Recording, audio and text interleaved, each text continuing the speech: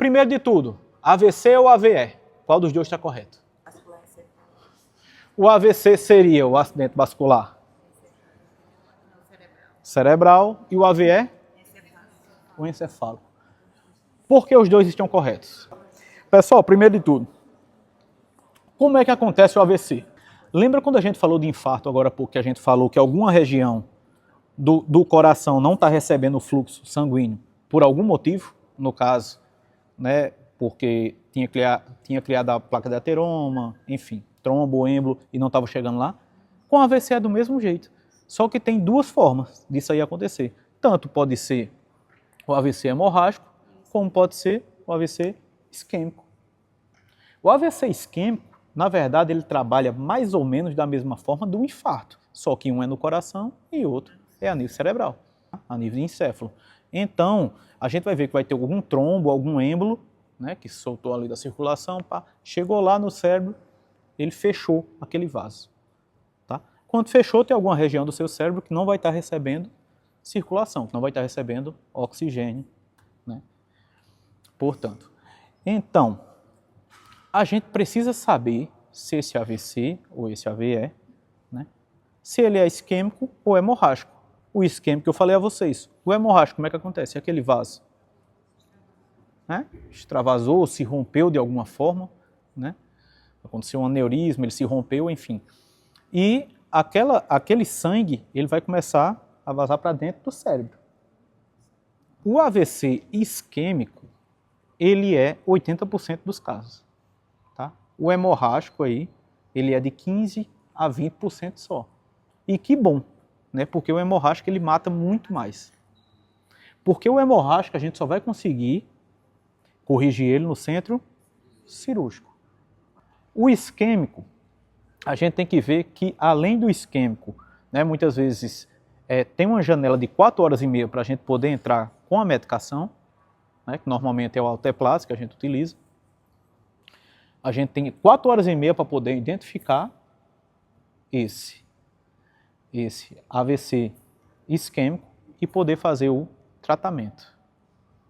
A gente vai ver também aqui que existem sinais e sintomas de uma pessoa que está com AVC ou AVE. Confusão mental, mas o que mais? Normalmente, ou ele perde um pouco da força, ou ele perde a movimentação de um dos lados do corpo. Correto até aqui?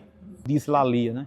Você pede para ele repetir uma frase, a pessoa fala, você pergunta o nome, ele já fala, né, de uma forma embolada, que você não consegue entender bem.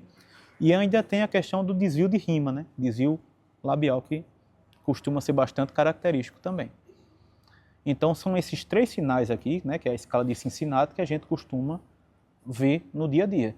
Aí tem pessoas, tem literaturas que pegaram isso aqui e transformaram em SAMU, vocês já viram o pessoal utilizando também, que é sorria, abrace, né, pede para a pessoa falar alguma mensagem.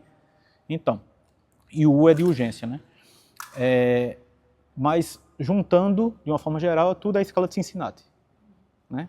Você pede para a pessoa apertar suas 2 mãos aqui, você nota que a pessoa só consegue apertar de uma, ou a outra aperta bem fraquinha, e a outra mais forte. Pede para a pessoa levantar as pernas, você só consegue levantar uma das pernas. Repararam também que o AVC de hoje era a trombose antigamente? Né? O idoso morreu de trombose. Quando a pessoa chegava lá, ele estava com metade do corpo, né? Metade do corpo paralisado. A diferença principal é que a gente tem que fazer a identificação, hoje em dia, o quanto antes possível, porque a gente tem uma janela de 4 horas e meia para poder estar entrando com essa medicação. Qual é o exame que a gente utiliza para poder comprovar se a pessoa teve um AVC ou não, ou qual o tipo de AVC que ele teve? Normalmente a gente utiliza a tomografia, não é isso? A tomografia, gente, até um leigo consegue entender quando é um AVC isquêmico ou quando é hemorrágico. Quando você notar uma área de penumbra, quando você pega aqui a imagem, você nota que está mais escurecido naquele local, normalmente vai ser um AVC isquêmico. Se está uma área cinza claro ou esbranquiçado, normalmente é um AVC hemorrágico. Então até uma pessoa que não precisa entender tanto assim, quando olha a tomografia, dá para você notar a diferença. Então, a gente faz essa tomografia para saber qual é o tipo de AVC, para saber dar o tratamento correto. Tem literaturas que falam que os sinais clínicos eles divergem de um para o outro, do que seria de um AVC isquêmico e do hemorrágico. Sendo que, só para quem já pegou as duas situações, vai ver que é muito, muito parecido. Então, assim, para comprovar, a gente teria que fazer de toda forma o exame de imagem que seria a tomografia. Por que eu falo isso? Porque o tratamento de um termina de matar o outro. Se você pega uma pessoa que já está com um AVC hemorrágico, já está sangrando a nível cerebral, e faz uma medicação que diminui ainda mais as plaquetas, os trombos, aí que você está facilitando com que essa pessoa vá a óbito rapidamente. Lembrando que até 4 horas e meia a gente pode utilizar a medicação trombolítica, que normalmente é o Ateplase, né? Por isso que a gente tenta trabalhar dentro da janela.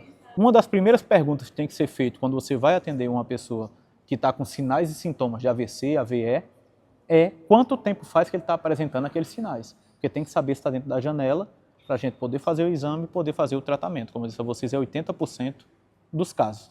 Se ele tiver só um daqueles sinais, ele tem de 70% a 80% de chance de estar tendo um AVC. Se ele tiver 2 dos sinais, ele tem de 80% a 90% de chance. E se ele tiver 3 dos sinais, como eu falei, né, a perda da movimentação de um dos lados do corpo, a fraqueza, desvio de rima e dificuldade para falar, se ele tiver os 3 sinais, ele tem 98% de chance de estar tendo um AVC.